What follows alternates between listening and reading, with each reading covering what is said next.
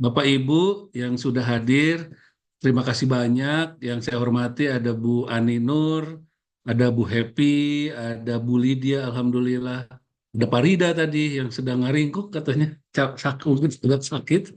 Terus tadi Mas Yazid, terima kasih banyak sudah membuka acara kita. Nanti ada Pak Roni mungkin, ada Pak Bambang juga mungkin bisa bergabung dari luar kota.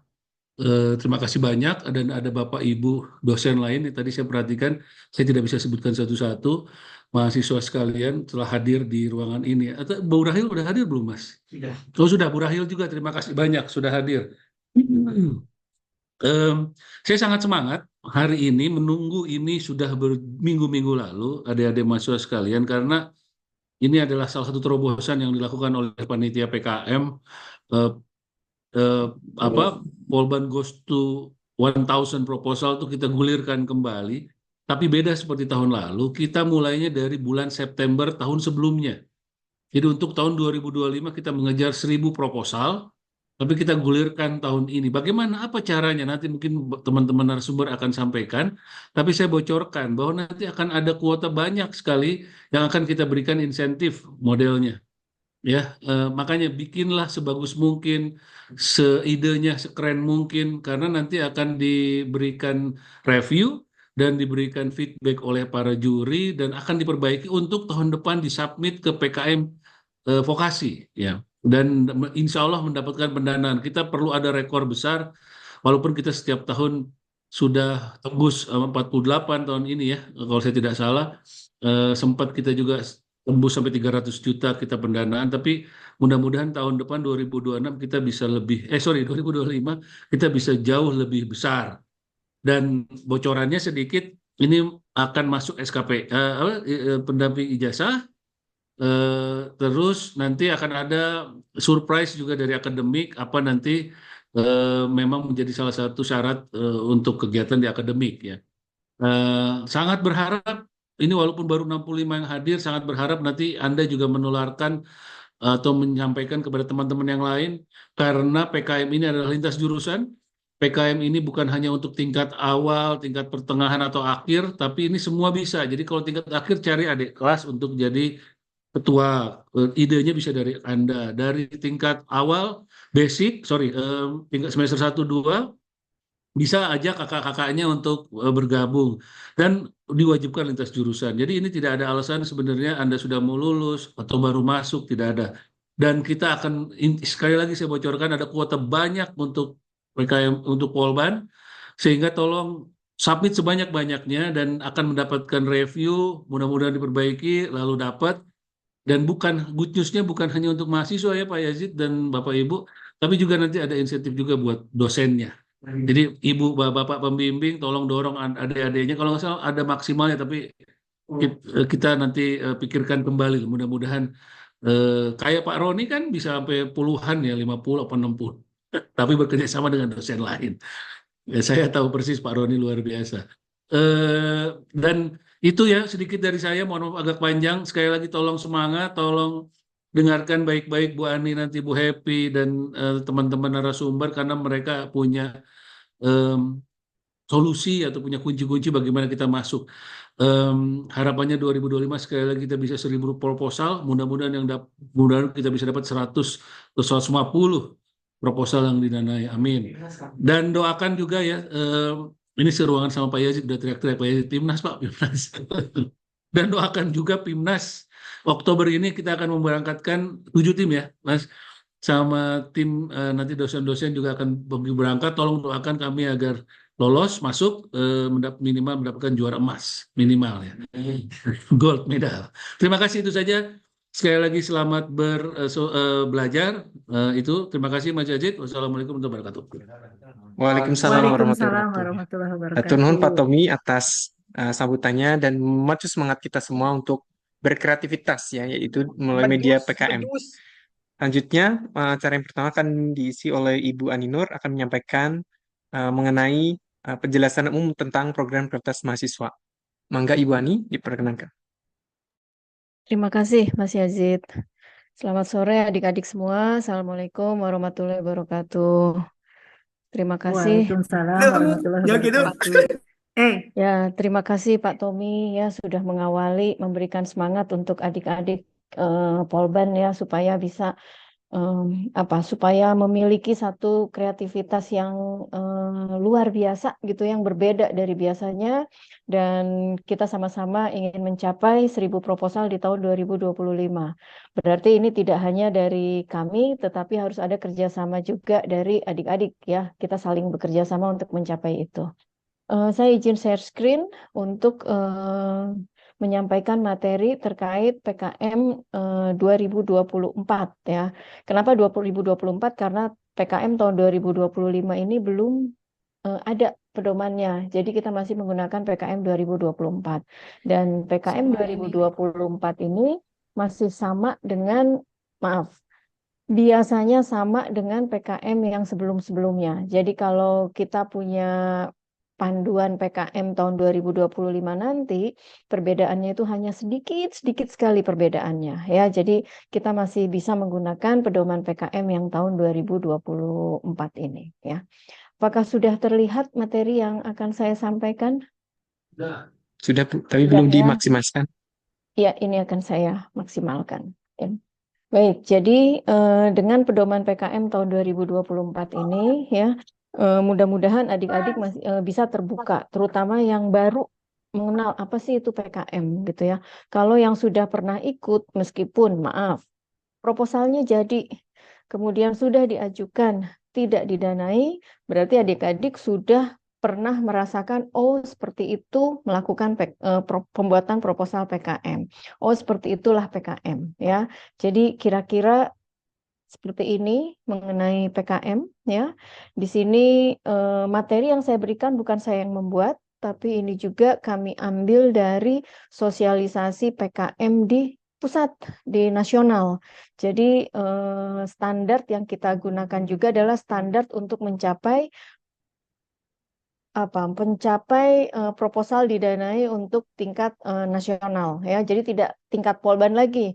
Kita langsung gunakan semua sumber daya yang ada di pusat ya. Nah, ini adalah PKM bagaimana bisa menggarap relung kreativitas ya. Jadi inti dari PKM program kreativitas mahasiswa yang diunggulkan itu adalah kreativitas ya adik-adik ya. Bagaimana sih kreativitas itu bisa menjadi salah satu kunci adik-adik bisa menyelesaikan masalah-masalah yang ada di industri, di masyarakat ya. Intinya, bagaimana adik-adik berpikir berbeda dari yang sudah ada, bisa menyelesaikan satu masalah, bisa bermanfaat untuk industri, untuk masyarakat dengan cara-cara yang tidak biasa. Ya, ini kayaknya ada yang bocor deh.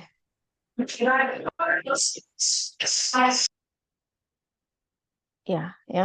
Jadi adik-adik diharap bisa mencari satu kreativitas. Tetapi yang namanya kreativitas itu tidak harus selalu di luar yang kita bayangkan dan harus kita cari-cari, tidak ya.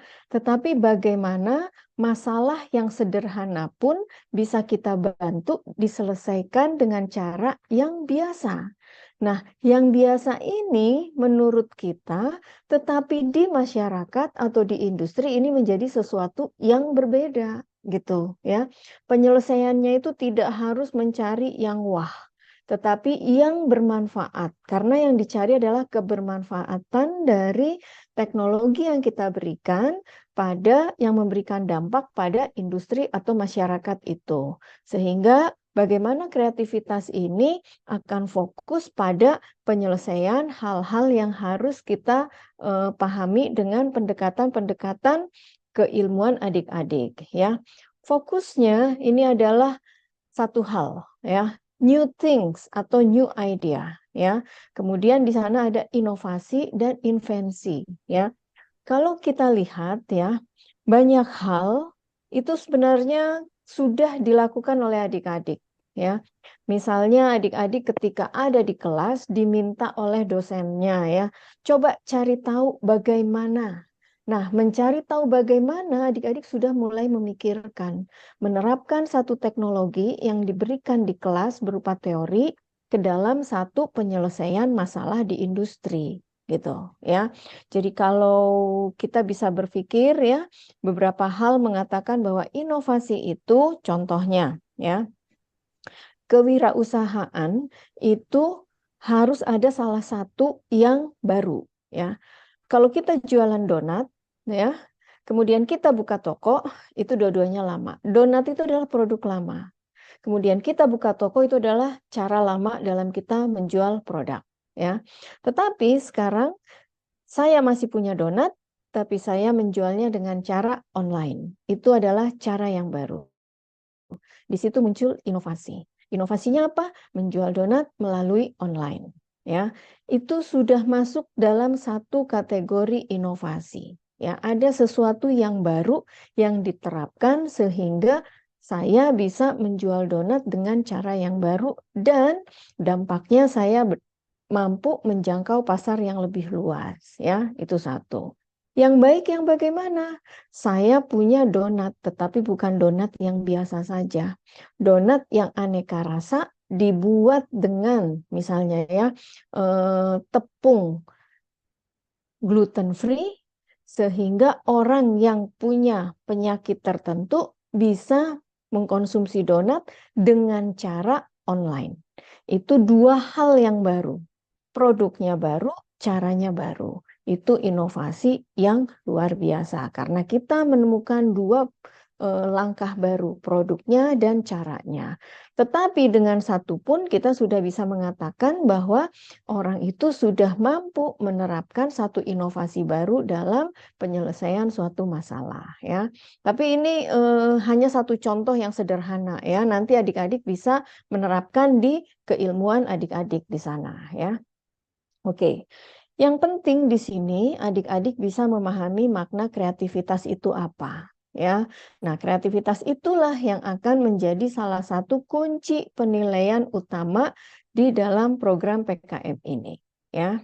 Nah, hanya dengan kreativitas yang berbeda ya adik-adik akan didanai programnya ya. Jadi harus menjadi berbeda dari yang sudah-sudah. Boleh nggak saya melihat judul-judul proposal yang didanai tahun ini dan tahun sebelumnya? Boleh, tetapi jangan plek sama judul itu seperti itu ya. Judul itu hanya sebagai panduan saja. Oh, yang seperti ini yang akan didanai. Berarti yang akan dilakukan oleh adik-adik, kembangkan judul yang sudah ada, topik yang sudah ada, sehingga muncul pembedanya itu apa.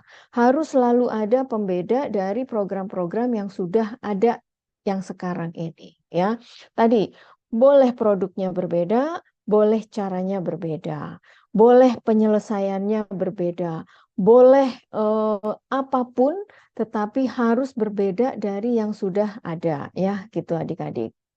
Kemudian tahapan PKM ini akan dimulai dengan menulis proposal. Tentunya penulisan proposal ini harus mengikuti pedoman yang ada, ya. Nah, PKM ini memiliki satu karakteristik, yaitu harus taat aturan, ya. Harus tahu aturan dan taat aturan. Diawali dengan tahu dulu dengan aturannya.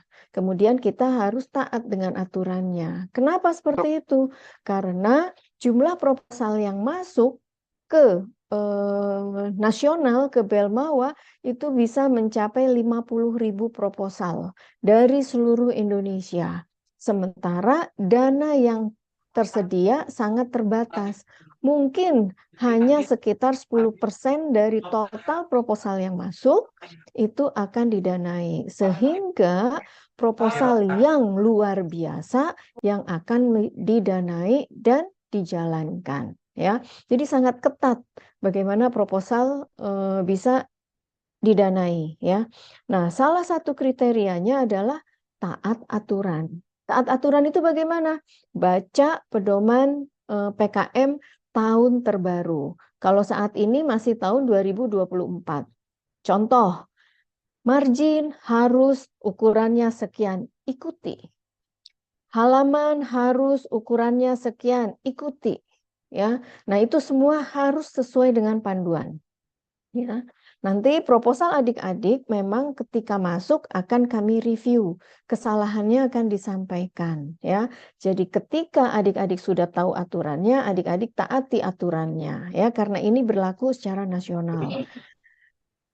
Hampir 70% proposal yang masuk ini gagal di tahap 1 penilaian proposal. Apa itu tahap 1 penilaian proposal? Tadi, tidak taat aturan.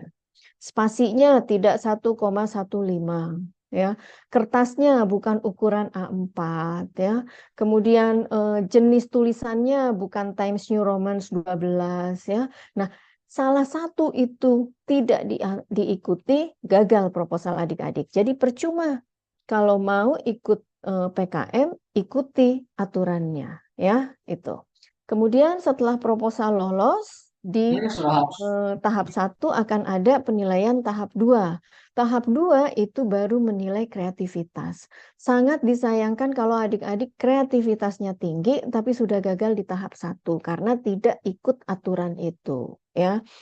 Misalnya adik-adik lolos ke tahap kedua. Tahap kedua yang dinilai adalah kreativitasnya. Makanya kreativitas itu harus selalu bersama dengan dosen pembimbing digali ya.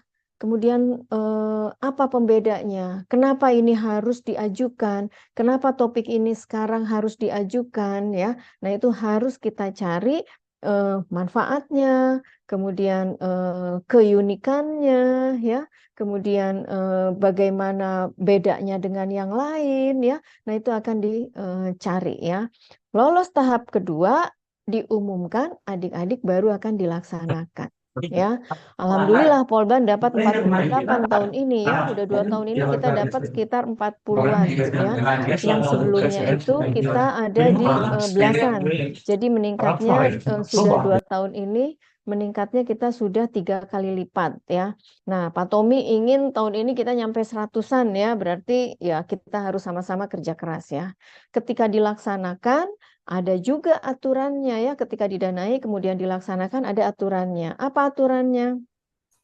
Harus mengunggah media sosial pada tanggal sekian ya.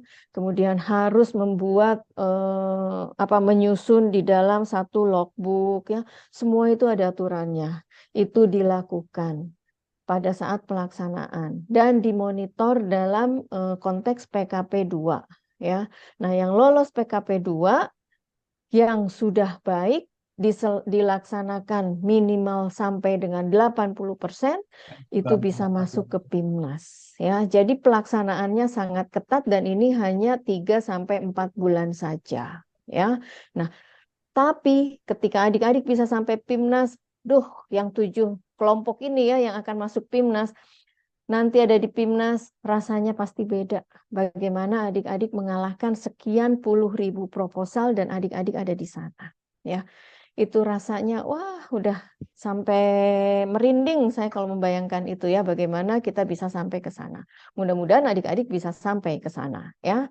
Itu. Kemudian PKM 2024 ini terdapat beberapa perubahan. Nah, ini ada di buku panduan. Jadi yang saya sampaikan ini adalah tentang buku panduan umum ya. Ditambah dengan 10 panduan pelaksanaan PKM. Setiap kegiatan PKM itu ada buku panduan sendiri. Misal PKM RSH, Riset Sosial Humaniora, PKM Riset Eksakta, itu biasanya satu buku. Kemudian ada PKM yang senang dengan kegiatan bekerja di masyarakat, bisa membuat proposal PKM pengabdian masyarakat. Yang senang berwirausaha, PKMK kewirausahaan.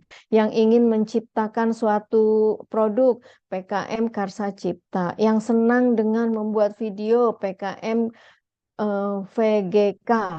Video gagasan konstruktif ya. Jadi 10 pedoman panduan pelaksanaan PKM ini punya masing-masing pedomannya. Dan adik-adik tolong baca jenis PKM mana yang adik-adik ingin ikuti. Tapi nanti ada trik khusus ya. Misalnya untuk anak sosial, AN, JAN, akuntansi, bahasa Inggris, mungkin jangan membuat PKM-KI, jangan membuat PKM-KC, tapi fokusnya di PKM mungkin RSH, PKM pengabdian masyarakat, dan PKM kewirausahaan. Tapi untuk anak JTK, untuk anak mesin, ya mungkin akan baik kalau mengambil PKM karya inovatif, karsa cipta gitu ya. Tapi bukan berarti tidak boleh, boleh juga mengambil PKM pengabdian masyarakat.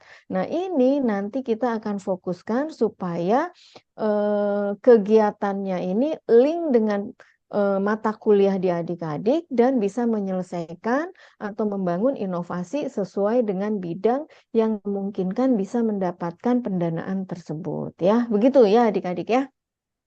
Kemudian pelaksanaan PKM 2024 ini terdapat perubahan. Saat ini satu mahasiswa hanya boleh mengusulkan satu proposal PKM atau pendanaan ya, PKM pendanaan atau satu proposal PKM insentif baik sebagai ketua maupun anggota. Yang dikatakan PKM insentif itu adalah PKM artikel ilmiah dan apa ya satu lagi saya lupa ya, ada 2 dan itu langsung mendapatkan insentif 2,5 juta. Misalnya adik-adik membuat artikel ilmiahnya masuk seleksi, didanai, tidak perlu dilakukan, dan itu langsung mendapat insentif 2,5 juta. Tapi PKM pendanaan ini ada 8 yang tadi saya sebutkan ya, adik-adik melaksanakan kegiatannya, didanai untuk melaksanakan kegiatan tersebut ya. Pelaksanaan kegiatannya 3-4 bulan, luarannya laporan kemajuan, laporan akhir, produk PKM, dan akun media sosial.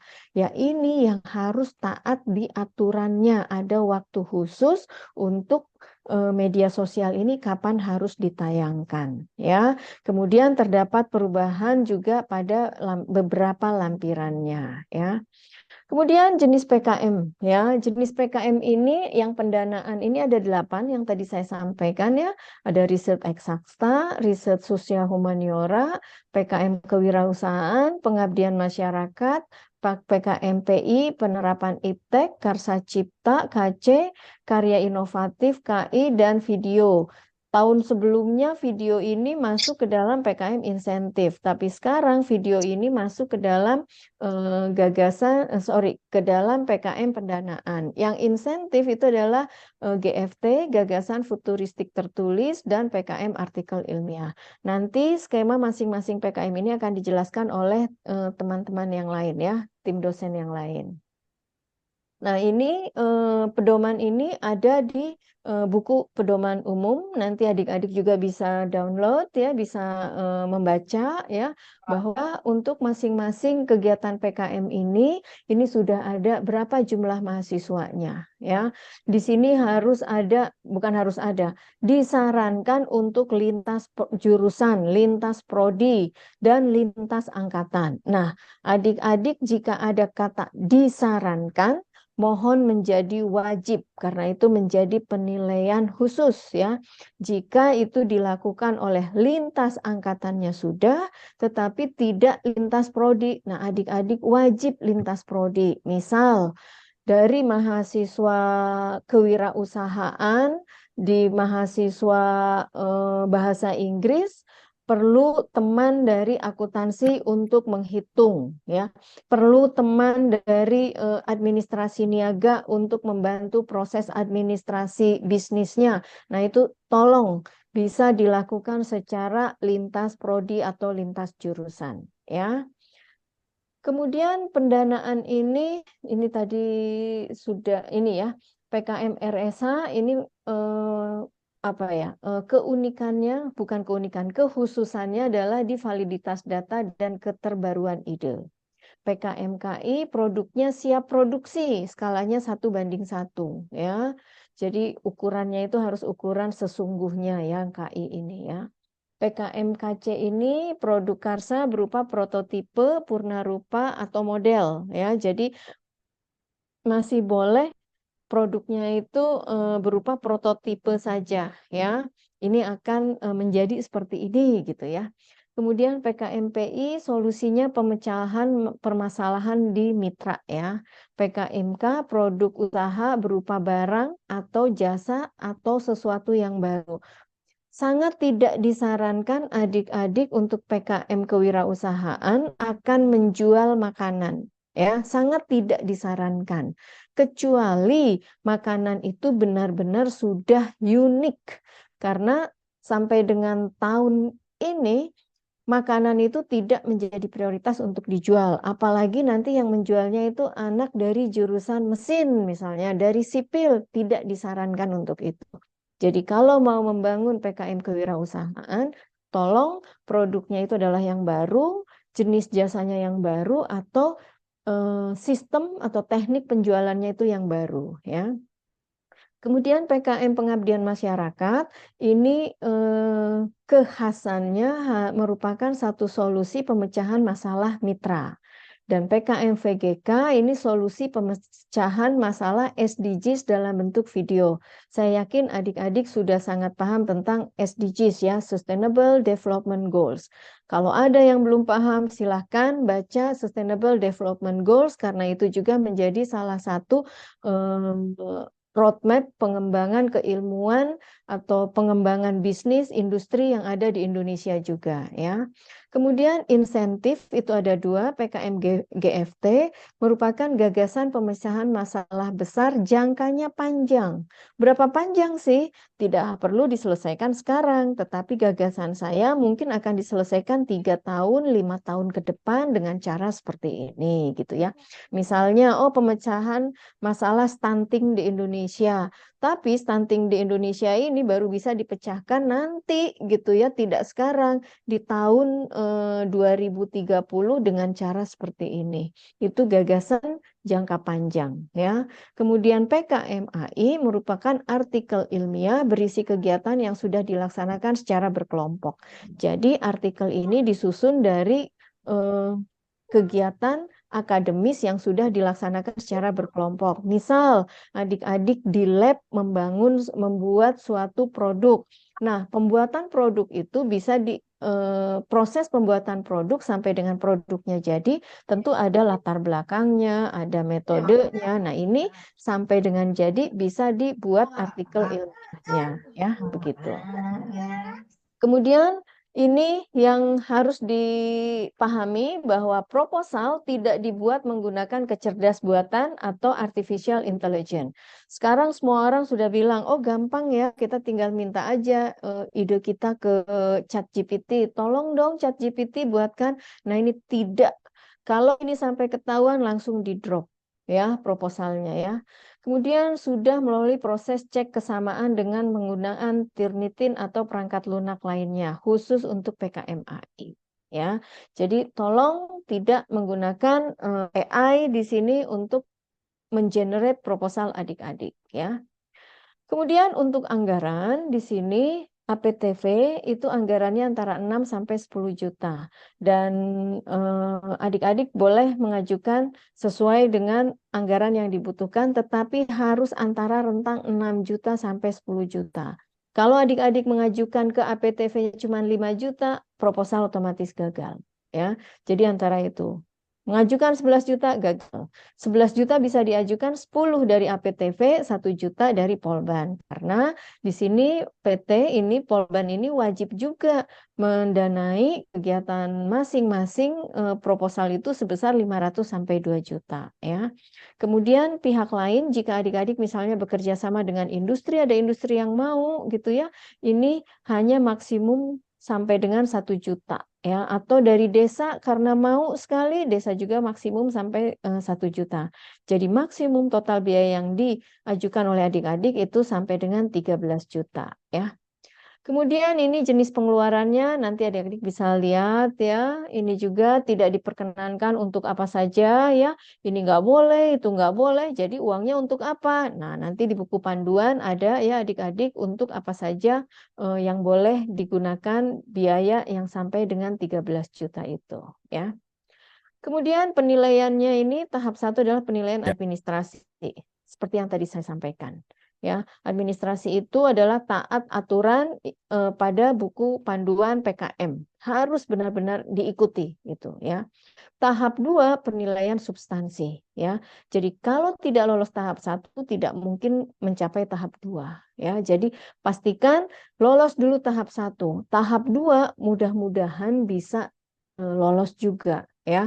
Jadi kita masih selalu berharap seperti ini. Dan penilaian ini dilakukan secara online oleh reviewer nasional ya adik-adik.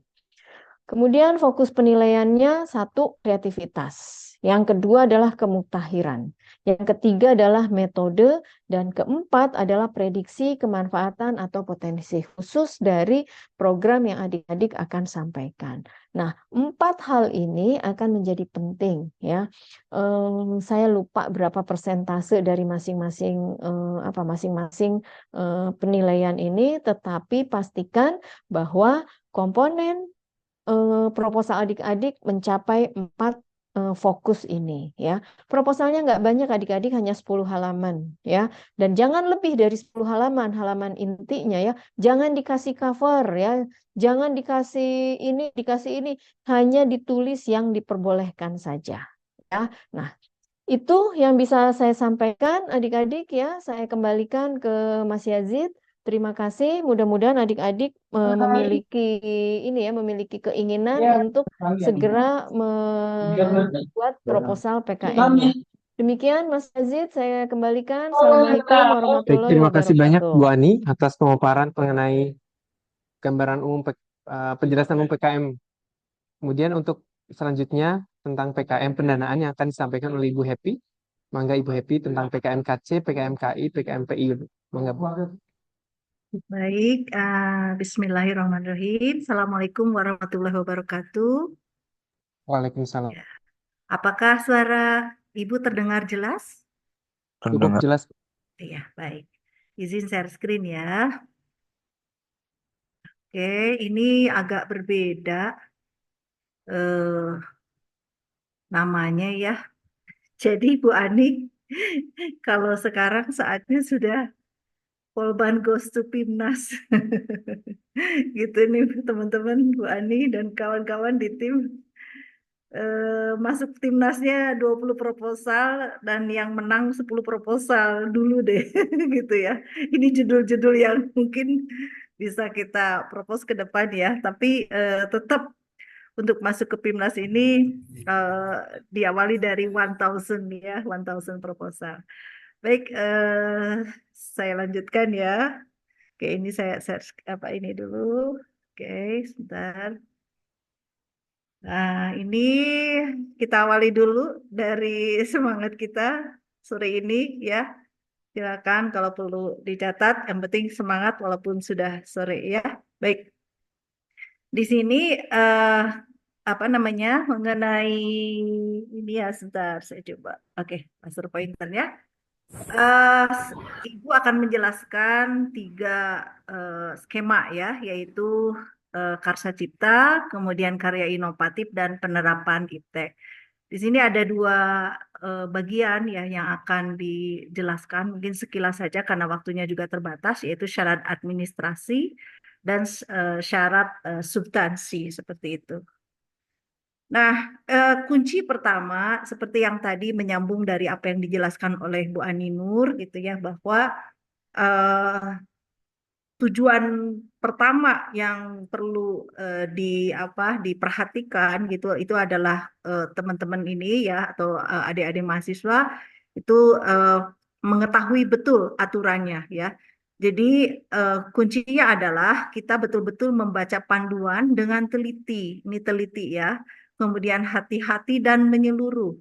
Jadi jangan sampai hanya beberapa bagian saja gitu ya, terutama yang kaitannya dengan syarat administrasi, karena syarat administrasi ini menjadi pintu pembuka gitu. Jadi jangan sampai kalian sudah punya ide bagus tetapi karena ada hal yang kalian luput karena tadi tidak menyeluruh, tidak hati-hati.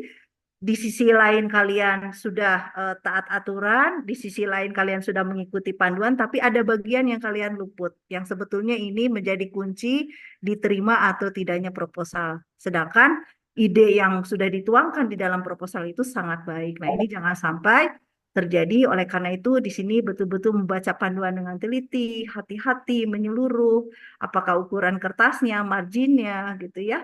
Kemudian juga jenis dan ukuran font, ukuran spasi, jumlah halaman, letak dan atau posisi, dan penomoran halaman. Kemudian ada reference style gitu ya, jumlah halaman, format penjadwalan dan lain-lain. Ya, nanti ini bahan presentasi ini akan disebarkan kepada kalian semua ya. Nah, terutama juga yang kaitannya dengan syarat administrasi itu adalah batang tubuh dari proposal.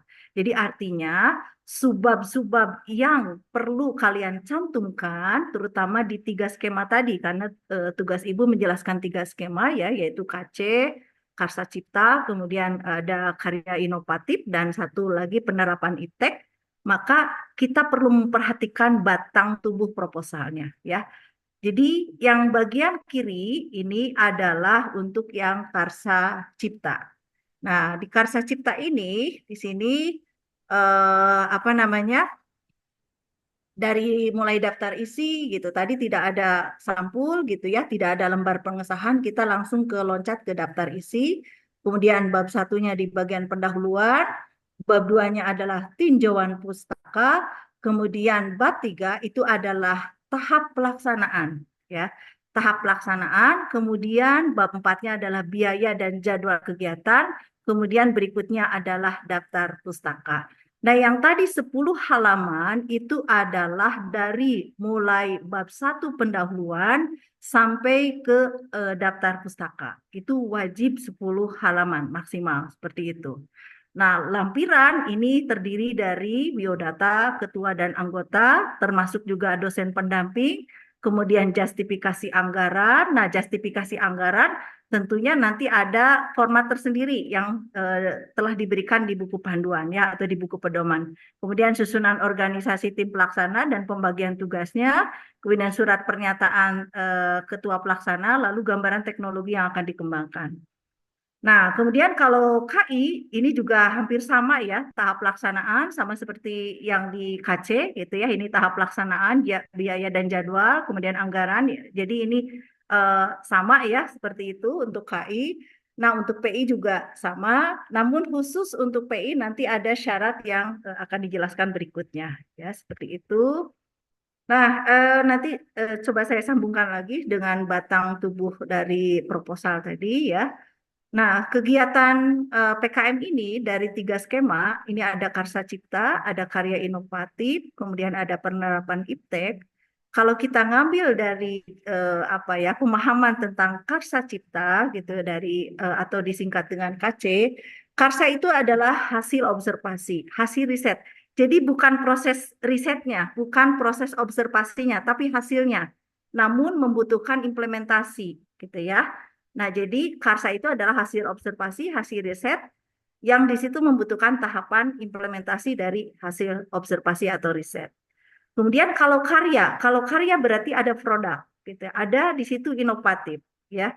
Sifatnya inovatif, yang jelas di sini sudah jadi produk fungsional yang merujuk kepada standar industri dan tentunya regulasi tertentu, ya.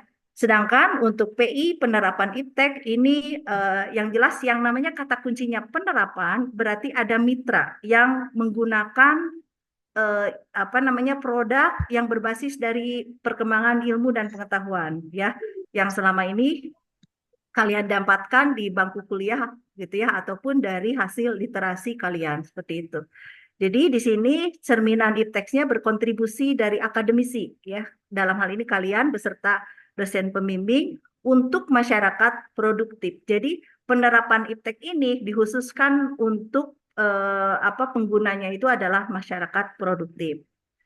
Nah, di sini ada beberapa ciri khas ya atau ciri spesifik dari PKMKC atau Karsa Cipta, kemudian KI, Karya Inovatif, dan PI, penerapan IPTEK. Ketiganya membutuhkan tuntutan yang namanya kreatif, gitu ya. Jelas karena sesuai dengan programnya yaitu program kreativitas mahasiswa. Berarti kata kunci kreatif ini menjadi hal yang paling penting. Nah, khusus untuk KC dan KI, maka membutuhkan kebaruan atau invensi. Kalau tadi Bu Ani menjelaskan, ada temuan yang barangkali, bukan barangkali ya, yang tidak didapatkan atau belum ada di sebelumnya. Gitu. Jadi, sangat memperhatikan kebaruan.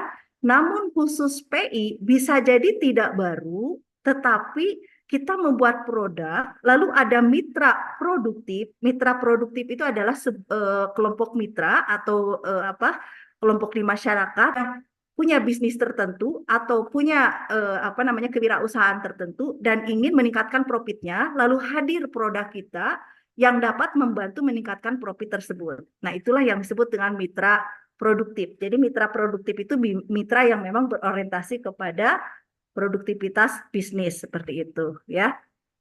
Kemudian KC itu luarannya yang jelas secara fungsi sudah berhasil, namun baru tahapan prototipe atau purwarupa. Namun kalau KI jelas dia sudah fungsional dan produk skala penuh gitu ya. Ini yang merupakan menjadi khasnya karya inovatif ini, khasnya dari pendidikan tinggi vokasi, dalam hal ini politeknik ya. Jadi kita sudah membuat alat atau sebuah jasa atau sebuah alat itu bisa hardware ataupun juga bisa produk software gitu ya, atau perangkat lunak yang dia sudah skala penuh, yang sudah memperhatikan tampilan ya, sudah memperhatikan kemasan, sudah memperhatikan fungsi, sudah barangkali sudah user friendly seperti itu. Banyak hal yang bisa kalian siapkan untuk KI ini ya. Yang jelas dia sudah siap dipakai dan tentunya KI ini sangat memperhatikan standar industri ya, atau regulasi-regulasi tertentu terkait produk atau jasa yang kalian usulkan seperti itu. Nah, kalau PI yang jelas fungsional produk skala penuh karena sudah langsung berhubungan dengan kebutuhan mitra ya. Nah, khusus untuk KC dan KI ini tidak perlu mitra, tetapi untuk PI perlu mitra dan perlu digarisbawahi mitranya adalah mitra produktif ya, bukan sekolah atau panti asuhan atau panti jompo dan lain-lain yang mitranya tidak produktif gitu ya. Kemudian khusus di KI seperti yang tadi Ibu jelaskan harus mengikuti standar industri kalau memang kita menghasilkan produk yang relate kepada kebutuhan industri atau regulasi tertentu ya. Misalnya kalian membuat alat kesehatan, tentunya di alat kesehatan itu ada memang regulasi yang terkait ke keamanan pasien gitu ya. Kemudian juga standar-standar parameternya. Nah, itulah yang kita harus perhatikan di dalam PKM karya inovatif ya. Nah, kemudian PKMPI yang jelas produk kita atau ide-ide kita, gagasan kita dalam bentuk jasa ataupun misalnya perangkat lunak itu mampu meningkatkan income dari mitra seperti itu. Nah, KC dan KI tadi sudah ya, kebaruan atau istilah kerennya novelty. Targetnya adalah fungsional gitu. Kalau KC dia baru berupa prototipe atau purwarupa baik alat maupun jasa ataupun juga perangkat lunak. Nah, kalau KI tadi seperti yang saya jelaskan, ini khasnya vokasi, itu targetnya skala penuh ya. Mungkin tidak akan diulangi lagi. Yang jelas mah kalian mah pasti bisa lah dengan tim ya, insya Allah ya. Nah, kemudian yang spesifik lagi dari PI, yang jelas PI berarti ada teknologi yang berbasis pengetahuan, bisa jadi tidak terkini, namun dibutuhkan oleh mitra dan mitranya adalah mitra produktif ya. Yang jelas dengan kehadiran produk kita gitu ya, baik berupa produk hardware maupun software ataupun jasa itu bisa meningkatkan income dari mitra seperti itu.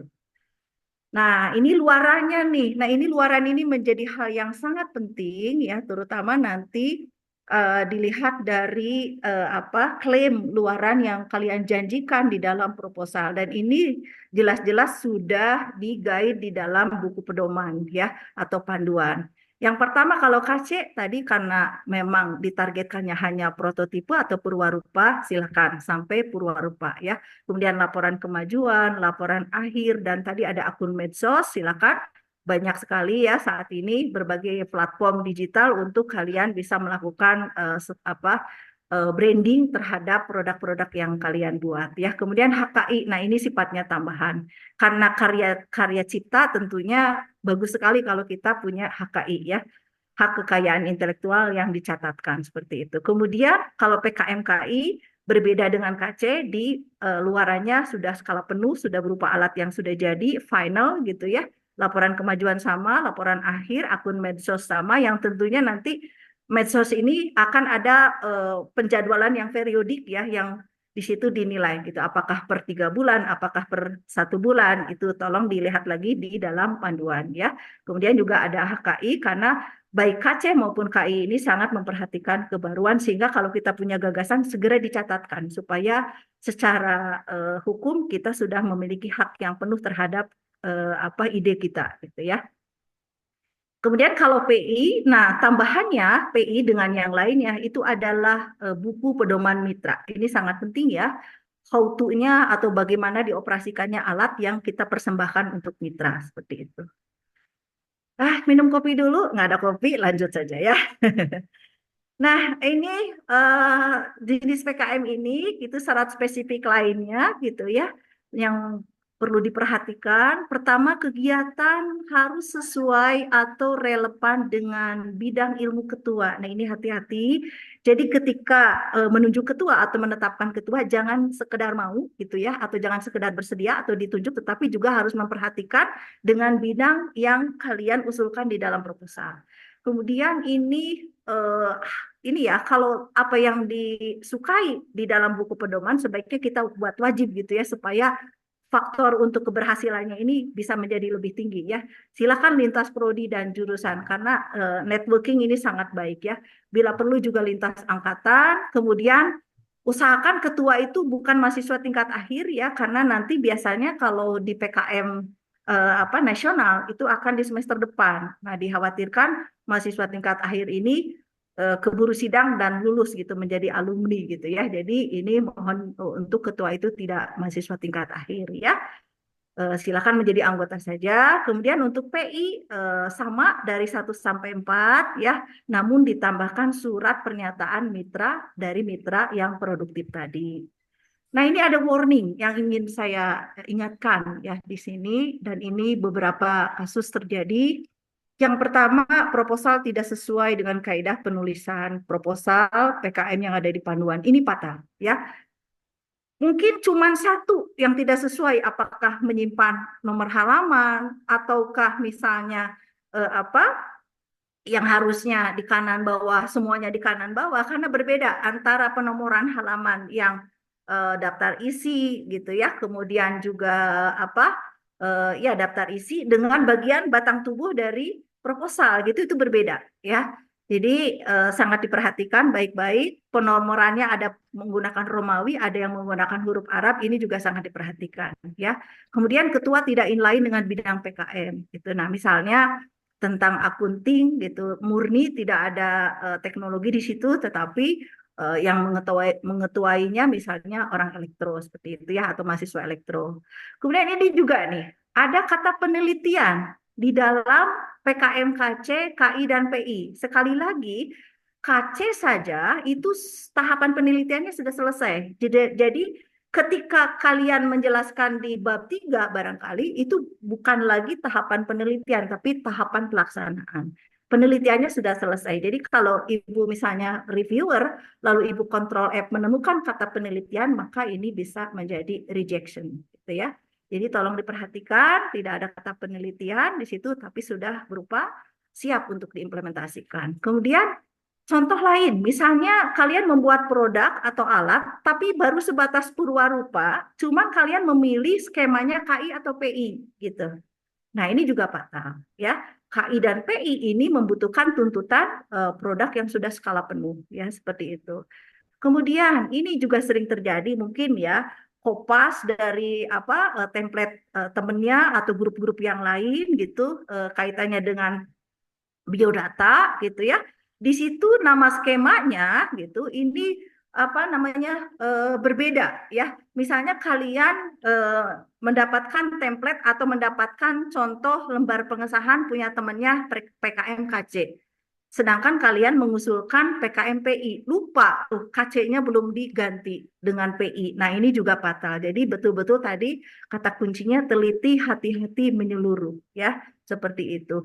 Demikian juga di lembar pengesahan pembimbing gitu. Jadi semua biodata mahasiswa dan seluruh timnya di situ dari mulai ketua sampai anggota timnya kemudian pembimbing ini benar-benar harus diperhatikan, jangan sampai nama skemanya karena mengambil file dari temannya ini lupa diganti kecuali kalau sudah sesuai ya.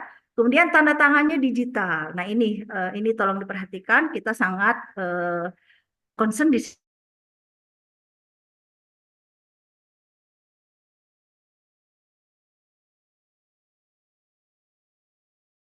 dengan menggunakan pen tab, tapi usahakan dengan tanda tangan pakai ballpoint gitu ya. Kemudian salah menuliskan judul kayak tadi ya, ada tahapan penelitian pada KI, KC, dan PI. Padahal kegiatan penelitian sudah tidak dilakukan di skema ini ya.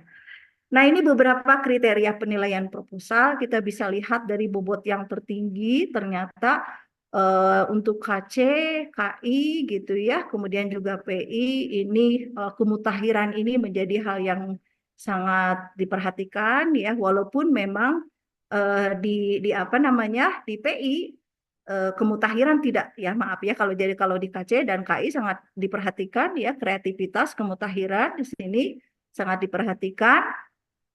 Kalau di PI yang dilihat itu adalah paling tinggi itu adalah potensi nilai tambah ya untuk mitra program seperti itu. Nah, ini juga yang kalian bisa perhatikan baik-baik poin-poin mana yang memang punya bobot tertinggi, di situ kalian betul-betul punya kalimat-kalimat yang nendang, yang bagus gitu, yang membuat poinnya jadi besar, yang tentunya sesuai dengan aturan di tiap bagiannya seperti itu ya. Nah, ini spiritnya anak-anak semuanya gitu. Jangan sampai apa yang kalian lakukan ini hanya diorientasikan untuk PKM. Itu bisa jadi produk atau jasa atau perangkat lunak yang kalian usulkan ke dalam kegiatan PKM ini bisa kalian lombakan ke event-event baik tingkat lokal, nasional, bahkan internasional. Jadi harapannya dengan semangat sekali merengkuh dayung, 2-3 pulau terlampaui ini artinya sekali kita melakukan kegiatan PKM, maka kita bisa juga mengajukan kegiatan-kegiatan untuk kompetisi seperti itu. Ya, harapannya tidak berhenti dari PKM, tetapi kalau kalian punya alat yang bagus, kalian punya produk yang bagus, yang unggul, dan itu yakin kekuatan dari invensinya sangat tinggi, novelty-nya sangat baik, kebaruannya sangat baik, sangat tinggi, maka kenapa tidak untuk kalian ikut sertakan di dalam kompetisi ya. Kalau kalian mau langsung ke nasional silakan, atau mudah-mudahan juga ada event internasional yang sesuai dengan bidang yang kalian buat seperti itu. Ya, jadi PKM ini sebetulnya banyak sekali benefitnya ya. Pengalaman tentu ini hal yang sangat mahal ya. Kalian belajar bernetworking gitu ya. Kalian belajar menggunakan karakteristik kolaboratif yang kuat ya, karena kekompakan tim ini menjadi salah satu faktor penentu keberhasilan kegiatan PKM ya. Jadi yang jelas kegiatan PKM ini apalagi nanti akan ada kerjasama dengan bidang akademik, semua yang dilakukan di kegiatan PKM ini menjadi your profile ya, menjadi portofolio kalian yang insya Allah akan bermanfaat bagi kalian kalau misalnya kalian mau melamar pekerjaan setelah menjadi alumni, setelah lulus silakan, atau kalian mau melanjutkan studi juga silakan, semua akan menjadi portofolio kalian ya. Seperti itu, terutama juga mungkin bagi mahasiswa tingkat akhir ini menjadi pemenuhan tugas akhir, dan juga bisa jadi ada tugas-tugas dari mata kuliah tertentu yang memang mensyaratkan untuk submit proposal PKM seperti itu. Baik, itu yang bisa saya sampaikan. Tenang sekali ya kalau kita proposalnya bagus, udah dibuat sesuai panduan, gagasannya bagus. Oke, tidak ada yang nyamain, timnya kompak dan berhasil didanai. Ini yang sebetulnya keren ya. Jadi ditunggu proposalnya, silakan kalau ada pertanyaan. Mungkin kalau tidak bisa di sesi ini, mangga saya terbuka untuk menjawab ya. Ini WA saya. Silakan. Demikian yang bisa saya sampaikan, singkat saja. Terima kasih. Assalamualaikum warahmatullahi wabarakatuh. Waalaikumsalam warahmatullahi wabarakatuh. Terima kasih banyak Bu Happy atas pencerahannya tentang PKM Karsa Cipta, PKM Karya Inovasi, dan PKM Penerapan Ilmu Pengetahuan dan Teknologi. Baiklah, untuk sesi berikutnya akan disampaikan oleh Pak Roni ya. Pak Roni, apakah sudah ada? Atau ada yang backup ke Bu Rahil? Untuk PKM Mungkin riset ya? dimajukan dulu Pak Yazid ke Bu Lydia mungkin kalau sudah standby. Oh ya, boleh. Bu Lydia, mangga Bu Lydia untuk apakah Bu Lydia sudah ada? Akan jadikan co-host ya Bu. Mangga Bu Lydia akan memaparkan tentang PKM Riset Eksakta, Riset Sosial Humaniora, dan PKM Pengabdian pada Masyarakat. Mangga, waktu dan tempat Ibu Lydia diperkenankan. Terima kasih Pak Yadit. Nanti saya akan menyampaikan yang ditugaskan ya untuk PKM, PEGK, dan juga PKMK. Baik, izin Ya Bu, share mangga silakan bisa screen. share screen.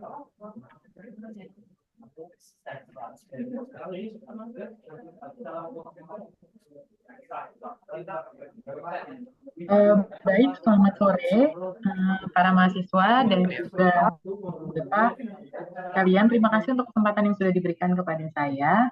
Tadi saya mendengarkan penjelasan dari Bu Ani dan juga Bu Happy, sudah sangat jelas sekali.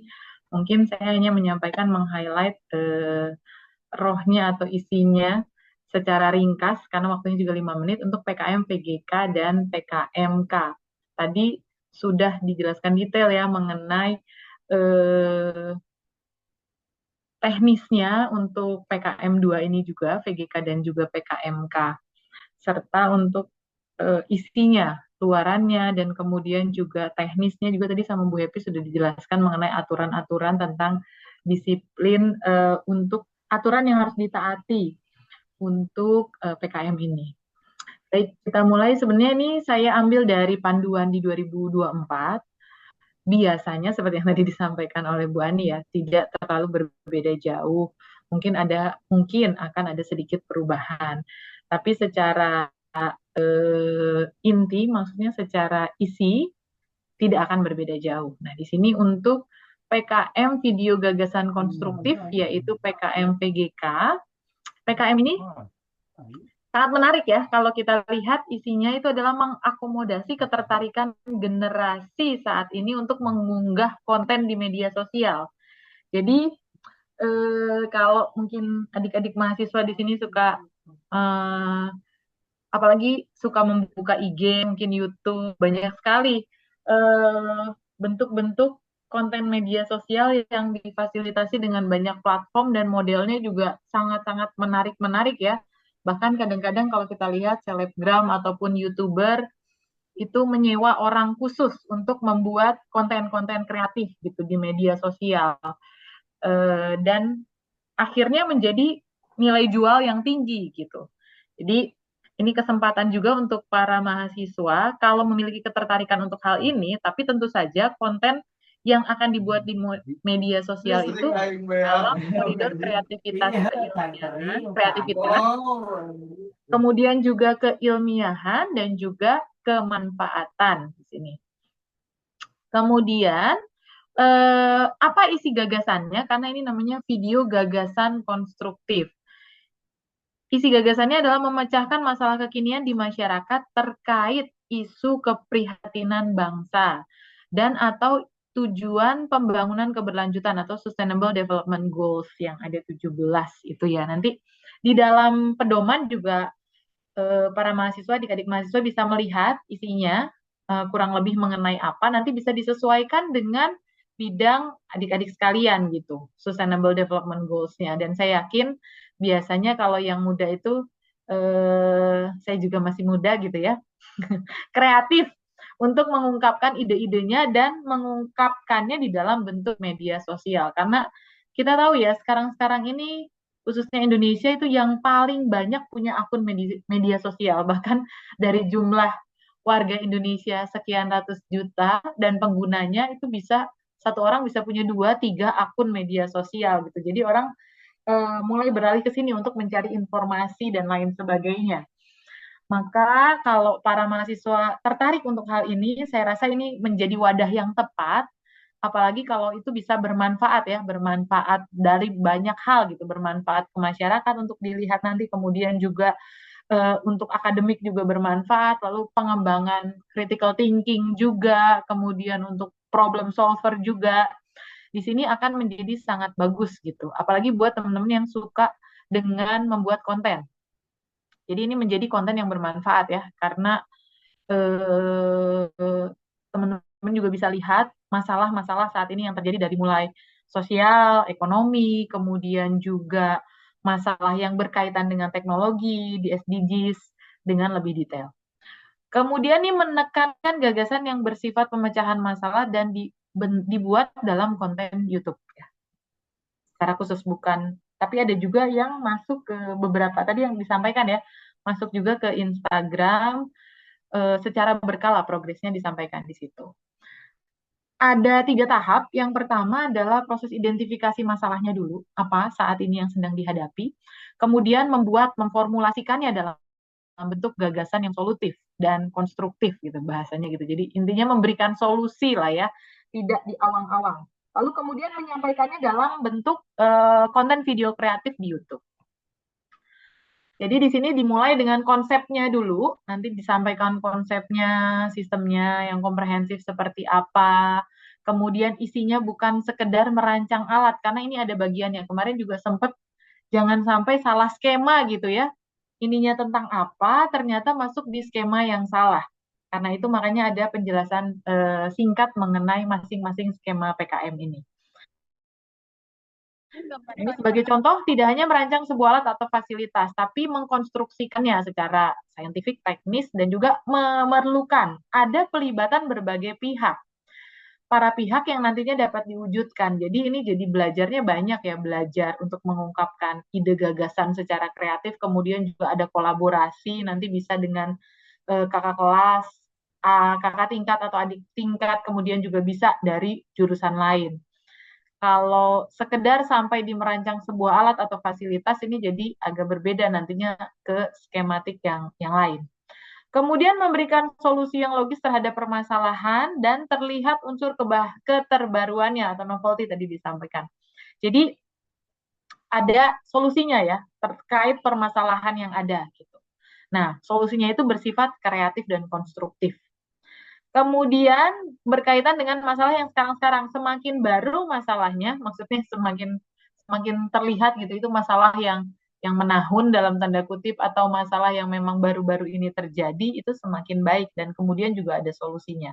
Diwujudkan dalam jangka yang menengah. Nah ini karena ada skema yang lain yaitu PKM GFT. Kalau PKM GFT itu durasi waktu yang lebih panjang gitu untuk penanganannya. Nah, ini ada di tengah-tengahnya. Tapi durasi waktunya lebih dari PKM pendanaan. Begitu kira-kira. Jadi VGK ini ada di tengah-tengah GFT dan juga pendanaannya.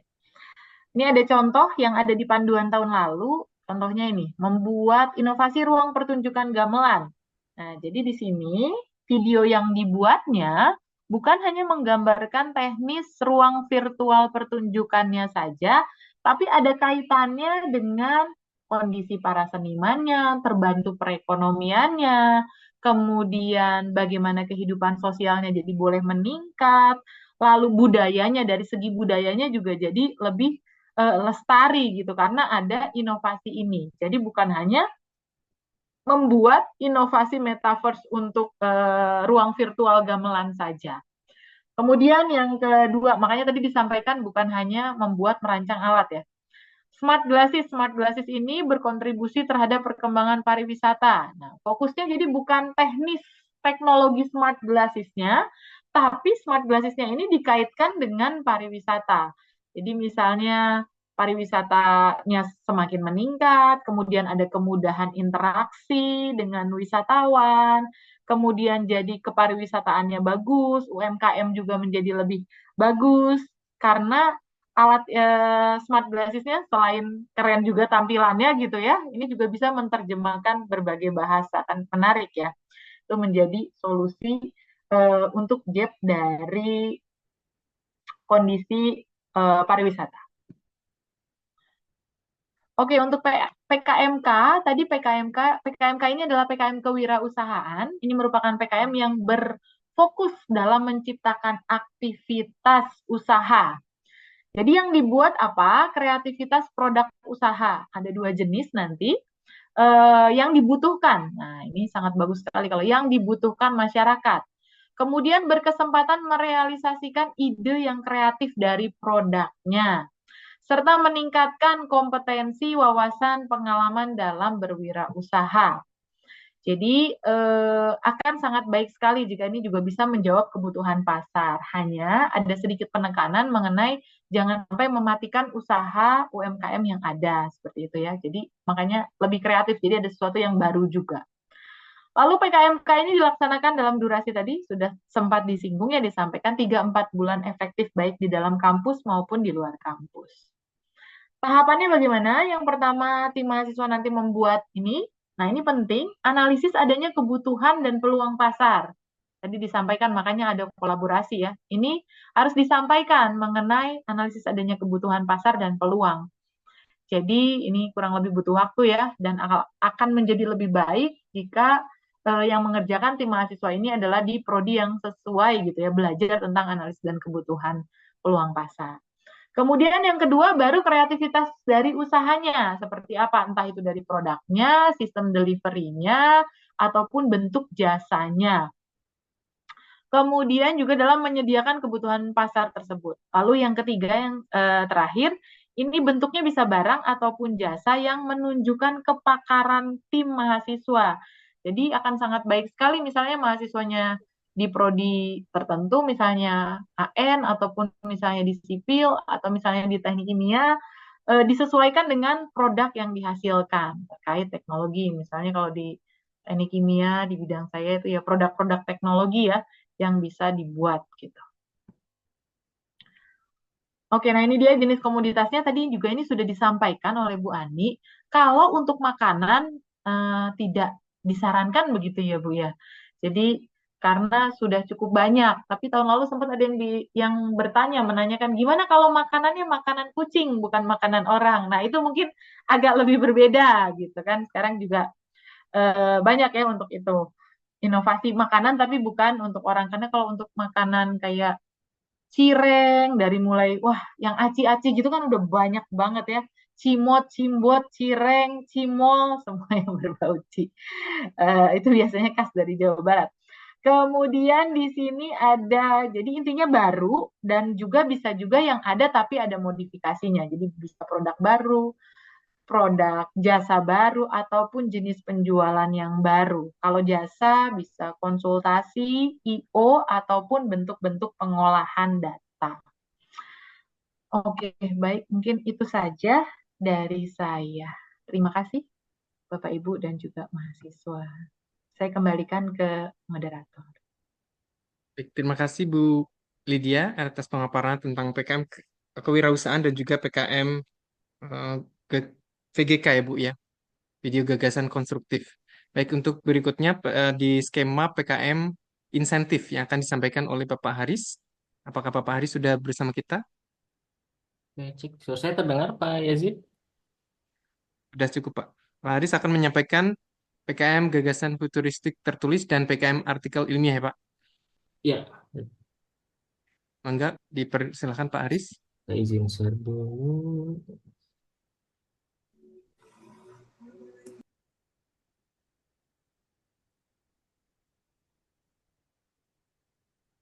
Oke, baik. Bismillahirrahmanirrahim. Assalamualaikum warahmatullahi wabarakatuh. Oke, Waalaikumsalam. alhamdulillah. Di sini ada adik-adik mahasiswa, Pak Tommy juga selaku WD3 yang saya hormati. Kemudian rekan-rekan pembina PKM untuk PKM 2025 ya, di sini masih 2024. Jadi kita masih menggunakan pedoman yang lama ya.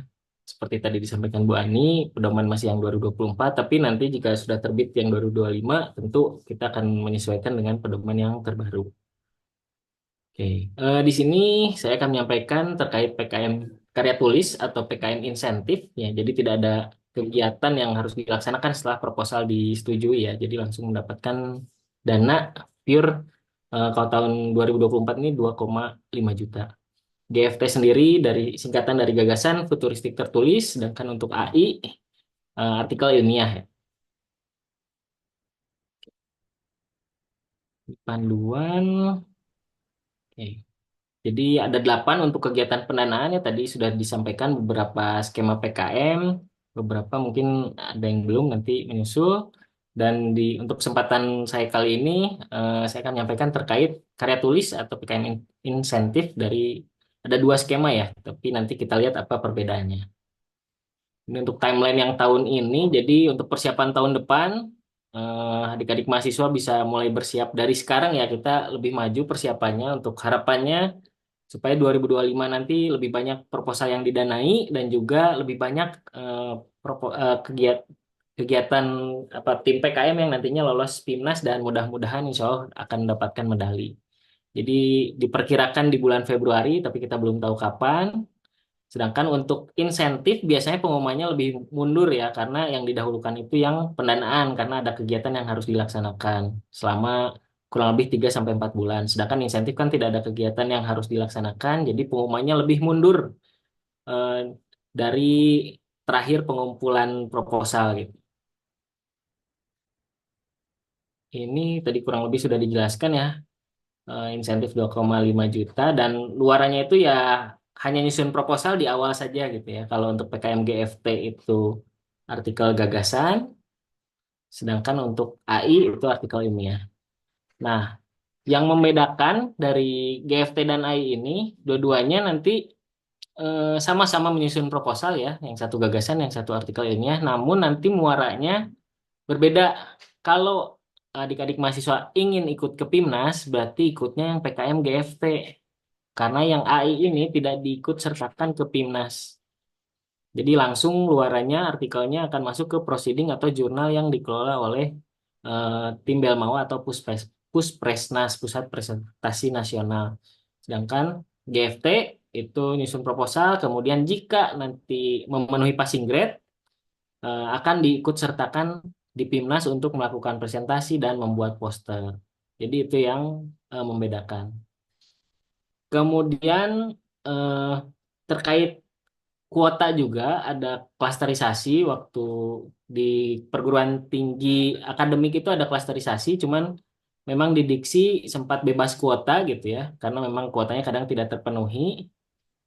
Dan kalau di perguruan tinggi akademik bahkan melebihi gitu ya, hampir mentok ke kuota. Jadi kita nggak tahu 2025 apakah diksi kembali bebas kuota atau tidak, tapi memang di sistem itu dibatasi, kita mengikuti sistem yang sama kan di Berarti orang fokus ke sini Amar nanti kalau Dramawa, yang sehingga nanti kurang nggak bisa bantu KS orang tahun fokus ke 2024 ini AI dan GFT itu terbatas. Jadi AI itu hanya 40 proposal, GFT 40 proposal. Tapi ya mudah-mudahan kuotanya terisi semua ya. 2023 dan 2024 itu belum terisi penuh gitu. Jadi masih besar peluangnya. Tapi ya karena peminatnya sedikit juga, jadi ini jadi suatu market yang berbeda ya, karena kuotanya sedikit berarti pesaingnya juga lebih sedikit gitu. Oke, ini tahapan proposal mungkin nanti penilaian tentu akan 2 tahap ya. Yang pertama administratif, kemudian yang kedua baru bersifat substantif atau isi kontennya. Jadi yang tahap 1 tadi dijelaskan juga oleh Bu Ani, banyak hal-hal yang terkait kesalahan-kesalahan yang sebenarnya bisa diminimalisir sejak dini dari seleksi internal di perguruan tinggi. Jadi jangan sampai hal-hal ya seperti kesalahan nomor halaman, letak, kemudian daftar pustakanya salah stylenya gitu ya. Jangan sampai terjadi. Karena ini akan menggugurkan jika ada satu saja yang terchecklist di tahap 1. Nah, sekarang kita masuk ke masing-masing skema PKM di karya tulis. Yang pertama itu gagasan futuristik tertulis. Jadi tadi disampaikan kalau VGK itu bentuknya video, gagasannya. Kalau ini bentuknya tertulis dan sifatnya itu tidak terikat bidang ilmu, jadi bebas gitu ya. Tim pengusul, kemudian dosen pendamping juga bisa berkreativitas sebebas mungkin. Yang jelas gagasannya harus kreatif dan futuristik. Dan juga usulan dari gagasan yang diusulkan itu harus menjadi suatu penyelesaian persoalan yang ada di masyarakat gitu ya, problem solving bersifat visioner dan futuristik. Jadi kegiatan yang dilakukan kegiatan yang bisa dilakukan 3 sampai 4 bulan itu akan masuk ke skema pendanaan. Sedangkan jika suatu kegiatannya itu tidak mungkin diselesaikan dalam waktu 3 sampai 4 bulan, itu masuknya ke PKM GFT. Dan harapannya sih karena ini sifatnya futuristik, itu bersifat jauh ke depan, mungkin ke 2030 atau 2045 seperti itu ya. Atau 5 tahun ke depan gitu. Jadi memerlukan solusi dan durasi waktu yang panjang. Dan juga di sini PKM GFT itu biasanya banyak memerlukan stakeholder, banyak pihak yang harus terlibat, entah itu pemerintah, entah itu akademisi, pihak industri, dan lain sebagainya. Dan harapannya gagasannya itu dapat berdampak sistemik atau berskala masif jika memang dapat terrealisasi. Kemudian gagasan PKM GFT sendiri harus original atau merupakan pengembangan dari solusi yang pernah ada. Jadi dibuat, dikemas sekreatif mungkin. Dan tentu harus realistik ya, tidak berhalusinasi yang tidak jelas. Dan lingkupnya sendiri sangat luas, jadi meliputi seluruh aspek berbangsa, bernegara, baik sosial, ekonomi, budaya, politik, pendidikan, hukum, kesehatan, pertahanan keamanan, energi, teknologi, dan pangan, serta lingkungan. Jadi sangat luas sekali. Dan untuk PKM karya tulis, baik GFT untuk AI, itu tidak dibatasi 10 halaman seperti tadi yang PKM kegiatan ya. Jadi kalau di PKM GFT maupun AI itu boleh sampai 15 halaman. Minimum 8, maksimumnya 15. Jadi jangan terlalu kurang dari 8 ataupun lebih dari 15 halaman. Oke, lanjut. Nah, untuk format penulisan isi utama artikel PKM GFT itu ada 3 bab, mulai dari daftar isi, kemudian 3 bab pendahuluan, gagasan, dan kesimpulan. Dilanjut daftar pustaka yang stylenya harus Harvard, dan lampirannya itu sangat sedikit ya kalau untuk GFT, hanya biodata ketua, anggota, serta dosen pendamping, kemudian susunan tim pengusul, dan pembagian tugas. Jadi semua dikemas dalam 3 bab utama ini ya. Dan penilaiannya nanti di panduan bisa dilihat ada mulai dari format makalahnya dengan bobot 10, mulai dari tata tulis, penggunaan bahasa Indonesia yang baik benar, kemudian format penulisan harus sesuai dengan panduan. Jika mengikuti tentu skornya akan bisa maksimal 7, sangat baik.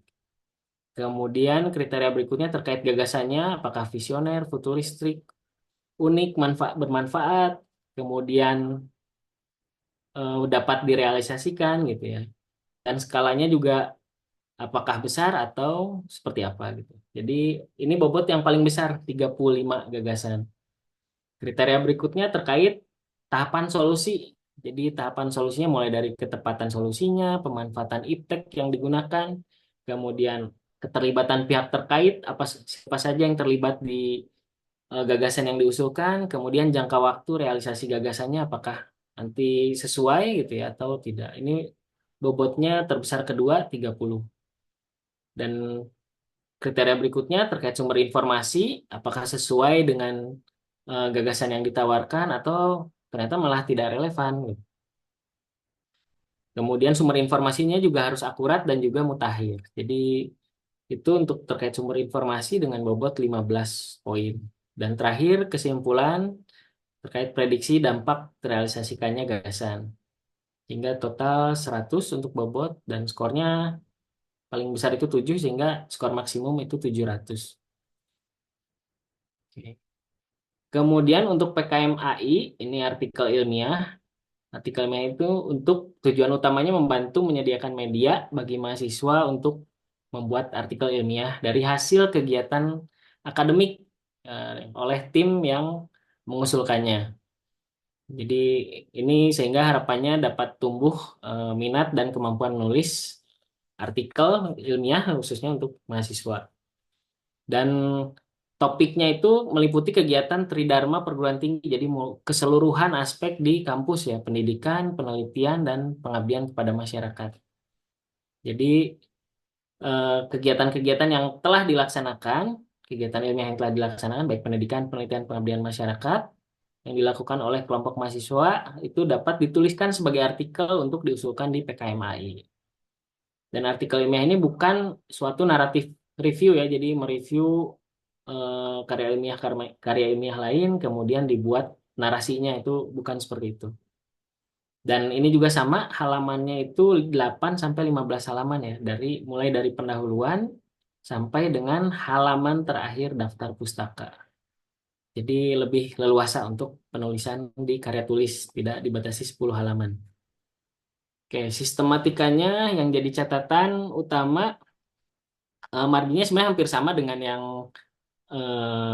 pendanaan ya, 4-3-3 semua. Yang kiri 4, sisanya 3, A4. Kemudian untuk lampiran memang untuk AI agak lebih banyak karena harus ada surat pernyataan ketua tim penyusun, surat pernyataan sumber tulisan, dan ini yang paling penting di PKMAI itu harus melampirkan hasil pengecekan plagiasi dengan indeks similaritas, misalnya dengan Turnitin maksimumnya itu 25%. Dan juga tentu tidak boleh ada flag terkait AI detected ya. Jadi ada penulisan yang dibantu dengan AI, tidak boleh. Contoh formatnya seperti ini bentukannya, ada judul, kemudian penulisnya siapa saja, nama institusi penulisnya, kemudian penulis korespondensi, dan seterusnya abstrak, pendahuluan, metode, hasil pembahasan. Nanti bisa dicermati di panduan. Ini terkait penilaiannya, ada 7 kriteria terkait judul, kesesuaian isi dengan judulnya, abstrak yang meliputi latar belakang, tujuan, metode, hasil, kesimpulan, dan kata kunci yang disajikan di abstrak, pendahuluan, metode, hasil, dan pembahasan, kemudian kesimpulan, dan terakhir daftar pustaka. Bobot paling besar itu di hasil dan pembahasan.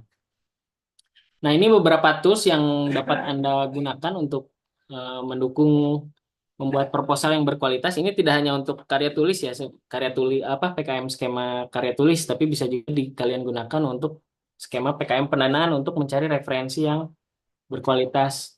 Jadi ada beberapa tools, misalnya untuk mencari referensi, jangan hanya terbiasa dengan menggunakan mesin pencari Google ya. Kalian bisa menggunakan Harzing Publish or Perish. Mungkin nanti bisa menelusuri lebih jauh terkait tools apa sih ini, karena waktu di sini terbatas. Yang pertama Publish or Perish, kemudian Open Knowledge Map, Connected Papers, OpenRead, ResearchRabbit, dan SciSpace. Ini juga AI untuk membantu mencari referensi ya, bukan AI untuk membantu menulis gitu. Kalau mencari referensi tentu masih diperkenankan.